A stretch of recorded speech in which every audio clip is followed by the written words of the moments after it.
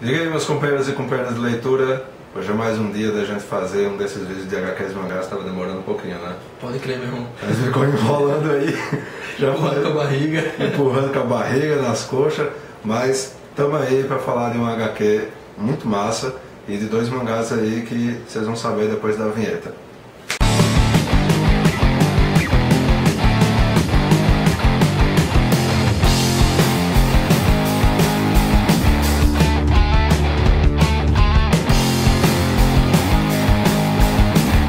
O que foi que você trouxe hoje, Adriano? Ah, a proposta, eu sou o Zero.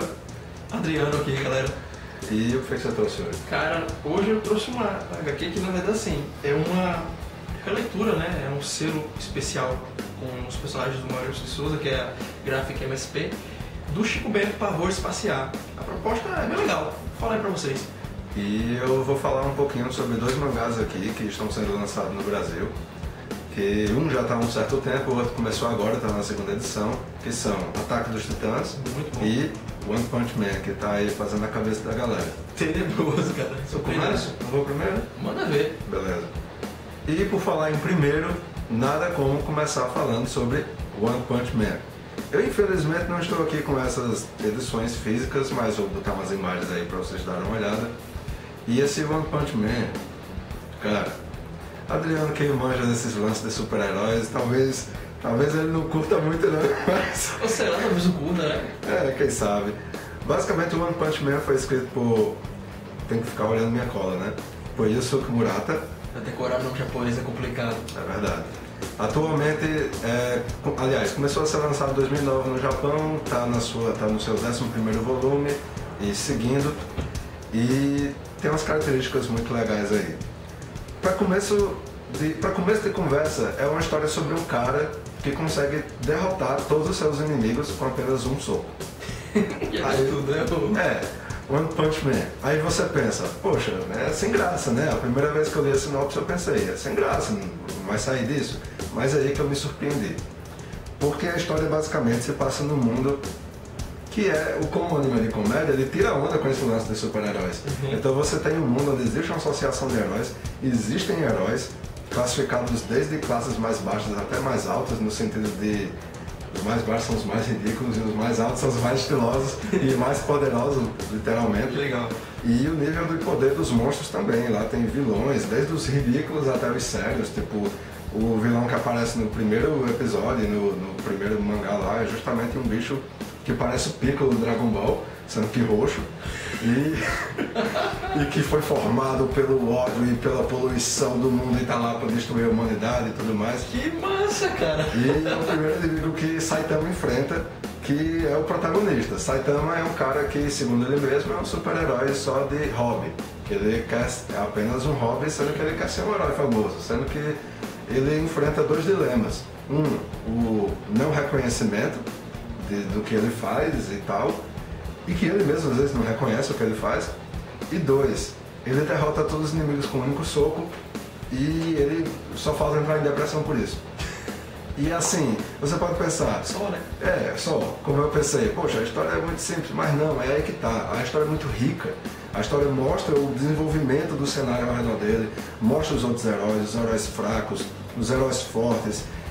Um dos heróis que é classificado como Rank S, que é um dos mais altos, que é Genos, é um robô que a história... E outra coisa, eu falo já, outra coisa que eu acho muito legal nesse mangá, que é Genos, que quer aprender como foi que Saitama ficou tão forte e decide morar com ele, sendo o aprendiz dele. Aí você pensa, Saitama, um bicho mal babalhado, como tem uma imagem aqui na tela rodando, um bicho com cara de bobão, que é extremamente poderoso e, tipo, quando ele vai contar o segredo dele pra Genos só falta, tipo, irado. Porque, enfim, vocês vão ver pra saber como é que é. Uma coisa que eu acho legal em One Punch Man é porque ele faz muitas referências a outros heróis, de outras histórias. E, assim, eu vou citar aqui as que eu vi, mas pode ser que vocês vejam, o Adriano mesmo, quando vê mais pra frente, vai sacar outras referências, mas, por exemplo, no primeiro episódio, tem esse vilão lá que parece o Piccolo. Na realidade é uma cópia descarada do Piccolo. Tem um lá que é o Mumen Rider, que é olha o nome do herói. Ciclista sem licença. Bem criativo. Que é ele do pescoço pra baixo, é o mesmo que tá vendo o primeiro Kamen Rider. Pô, que legal. É totalmente. Não, o ciclista sem licença. Pois é, Moomin Rider. Tem um lá que lembra. Não lembro, cara, é a cópia. A cópia do Chapolin, chamado Homem Sorriso. Eu tô gostando disso, por incrível que pareça, né? Pois é, e tem gêneros que, na minha sincera opinião, assim, eu como fã de Mega Man, Rockman, a história dele e a forma como ele faz as coisas, pelo menos o fato de esticar a mão e atirar e tal, eu lembro bastante do Mega Man. Uhum. Mas, enfim, a história se desenrola de forma muito legal. O desenvolvimento do personagem, aparecem outros personagens, aparecem vilões únicos, outros bestinhas. Você pensa assim, no universo deles os personagens são muito superficiais, mas não. Eles vão ganhando profundidade e a coisa vai ficando legal. Tem um anime de 12 episódios, mas o mangá prossegue além desse anime. Vale muito a pena dar uma olhada. Eu já recomendei muito para Adriano, porque Adriano curte esses lances de super-herói. É praticamente uma enciclopédia aí dos heróis ocidentais. Tá bom dar uma olhada nos orientais aí. Os orientais também, pode crer. Os orientais têm muita coisa boa. E vamos falar de Shingeki, Ataque dos Titãs. Pô, tava vendo o trailer ali do filme, gente, e eu não sabia que esse negócio ia sair de cinema, ou sei lá, em live action. E eu tava boiando e meu amigo é surpreendente. Eu tô querendo assistir esse negócio. Li algumas coisas, gostei inicialmente, mas vamos lá. E aí que tá. Ataque dos Titãs, que já está bastante adiantado aqui no Brasil, chamado originalmente de Shingeki no Kyojin, criado por, vem a cola, Hajime Isayama, também lançado em 2009 no Japão, e atualmente conta com 19 volumes lançados, e eu já vi aí um boato, assim, vou dizer boato, não sei nem se é verdade, que o autor está querendo acabar no 20º. E está bem perto de acabar aqui também, aqui no Brasil, se isso for verdade. E como é que é a história de Ataque dos Titãs, que é um mangá e anime que fez também a cabeça da galera, assim como o One Punch Man está fazendo agora, é que Ataque dos Titãs, eu vou chamar de Shingeki, porque eu acho muito mais legal o nome em japonês. O original, né? O original é mais legal, apesar de significar quase a mesma coisa. A Shingeki, pra mim, parece que é uma afirmação. Xinguei alguém, xinguei quem? Tá, olha as ideias, olha as ideias. Xinguei quem? Desculpa, afirmação não, uma pergunta. Xinguei quem? Pois é. Não. A história basicamente se passa num mundo, digamos, parecido com o nosso, em que quase toda a humanidade foi dizimada por gigantes de diferentes tamanhos. E o que sobrou da humanidade está vivendo em cidades cercadas por muralhas de mais de 50 metros de altura. Uou. Que foram construídas há aproximadamente 100 anos pelos antepassados daquela galera. E nessa construção aí dessa galera, em um determinado momento, nós somos apresentados ao protagonista, Eren Yeager. Parece aqueles personagens de Pacific Rim, né? Yeager. Eren Yeager, Mikasa e Naozoi. Tá certo, E tá sondando. Que basicamente são os protagonistas e eles são crianças quando a cidade é atacada por um titã que consegue ser maior do que a muralha que protege a cidade, e no processo eles veem a mãe de Eren, e no caso a mãe também de Mikasa, sendo devorada por um titã, e naquele momento ele jura que vai matar todos os titãs.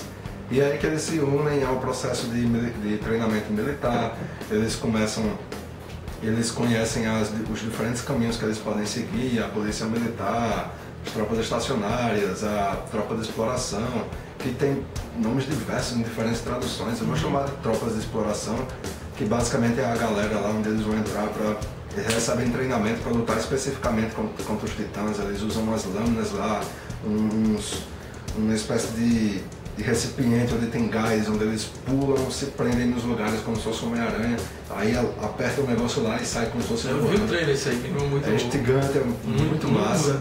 E a partir daí, depois que eles recebem esse treinamento, eles vão tentar retomar a cidade para eles e vão começar a entrar em missões perigosíssimas, porque eles são tidos como a esperança da humanidade. Aí você pensa, acabou? Aí eles vão enfrentar os titãs e a história vai desenvolver? Não, e é isso que torna a história legal para uns e enfadonha para outros. Porque em um determinado momento da história, ainda assim um pouco no início, a gente vê que a luta não é apenas contra os titãs, que afinal de contas a humanidade onde a humanidade forma uma sociedade, há problemas. Com certeza. E os problemas a gente descobre que não são apenas com os titãs e há um desenvolvimento da história por trás disso.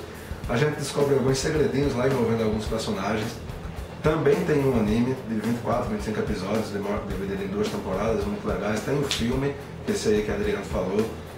Eu não cheguei a ver o filme, mas eu vi o anime e recomendo fortemente. Todos dois, o desenvolvimento da história é muito massa.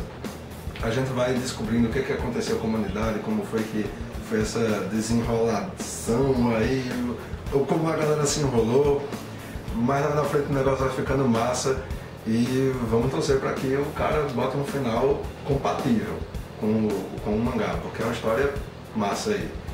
E vamos falar de terror espacial. Urso, não, já tá de boa.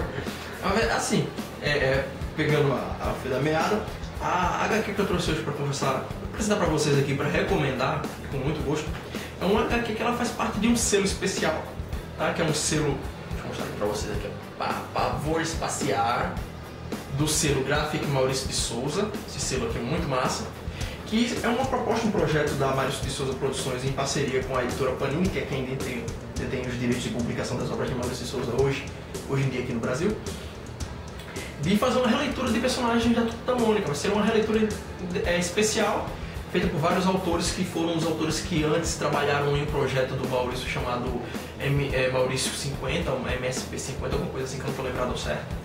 E essa daqui foi um trabalho que foi feito pelo Gustavo Duarte, que é um quadrinista bem conceituado, é um cara de São Paulo, um artista muito cheio de São Paulo, né? Esse trabalho do cara é muito legal. O Gustavo Duarte, sim, antes de falar da obra, eu vou falar rapidinho do Gustavo Duarte. Quem é o Gustavo Duarte? Gustavo Duarte é uma figura de São Paulo, é um quadrinista conceituado, que já trabalhou para a Folha de Bauru, que é o jornal de lá, para a Folha de São Paulo também, contribuiu bastante para esses 2 periódicos.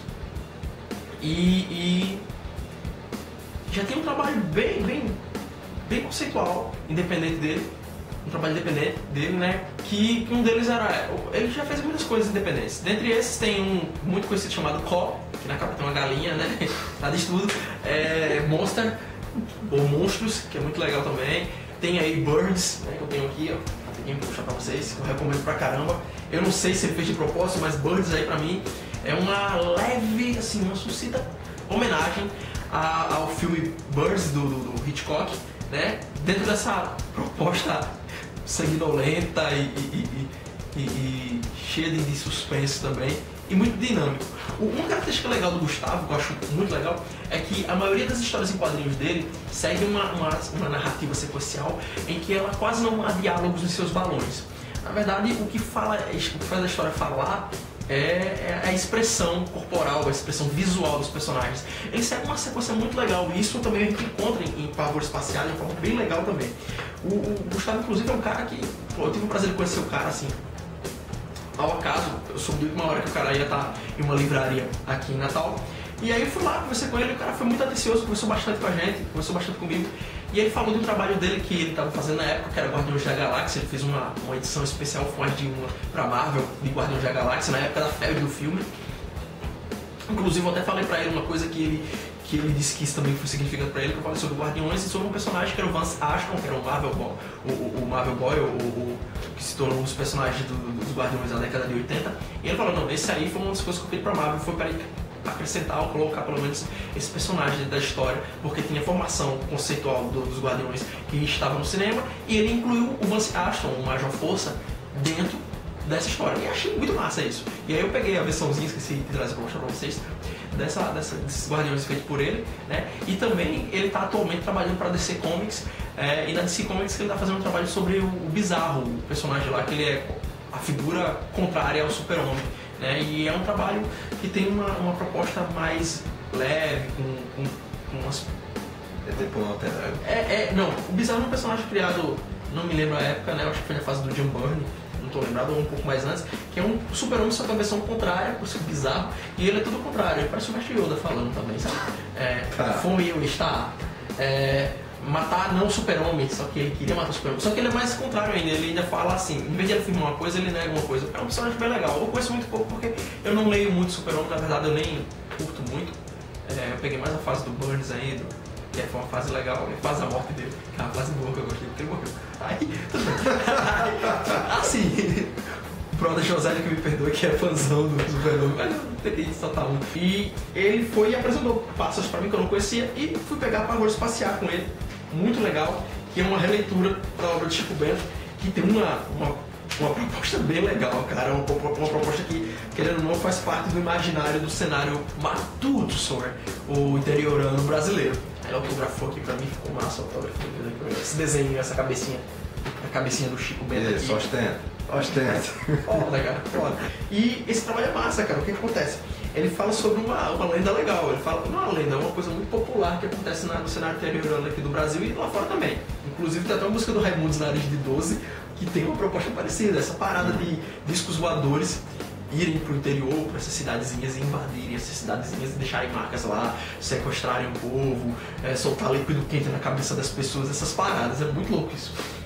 E o máximo que assim, tipo, a mãe do Chico e o pai do Chico estão saindo pra fazer alguma coisa, não tô lembrado, vão visitar um parente, vão pro cinema, uma coisa do tipo, e deixam o Chico e o primo dele, o Zé Lelé, em casa, né? E aí os caras do nada, assim, estão em casa de boa, o Chico lendo umas revistinhas, muito massa que, meu irmão, o Gustavo é um cara que é muito engraçado, pô. Ele faz o seguinte, as referências dele são fantásticas e os spin-offs que se encontram aqui são massa. Aí, enquanto o Zé Lelé e o Chico Bento de boa na sala, curtindo a noite, né, lendo, né, o Zé Lelé tá lendo o Có, que é do próprio Gustavo, né, que eu disse a vocês, aquele quadrinho, Có. E o Chico Bento tá lendo, não, tá riscando alguma coisa, e do lado tem a edição número 1 de Spirit, do Will Eisner, que é uma homenagem linda. Inclusive eu tenho essa edição, muito boa.